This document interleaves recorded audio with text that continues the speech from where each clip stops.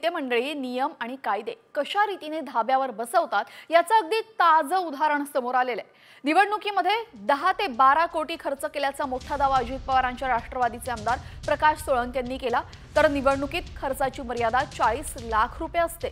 आता सोळंके म्हणतात की त्यांनी 10 ते 12 कोटी खर्च केले।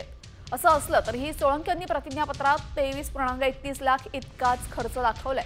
त्यामुळे आता सोळंकेंनी आयोगाला खोटी माहिती दिली आहे का आणि निवडणूक आयोग झोपा काढतंय का? आता तरी निवडणूक आयोग कारवाई करणार का आणि अजित पवार यांना हे मान्य आहे का, असे अनेक सवाल या निमित्ताने उपस्थित झालेत। किती उमेदवार निवडणुकीत उभा राहतात, आता ह्याला काही मोजमाप झालं नाही। कोणी येतं आणि उभा राहतं, कोणी येतं पैशाच्या मस्तीवरती निवडणुकीत उभा राहतं, अशी परिस्थिती झाली दुर्दैवाने।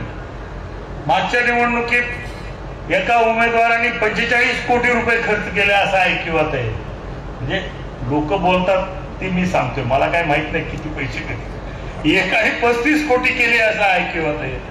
मी आपला 10-12 कोटी पर्यंत मर्यादित राहिलो, पण निवडून आलो। म्हणजे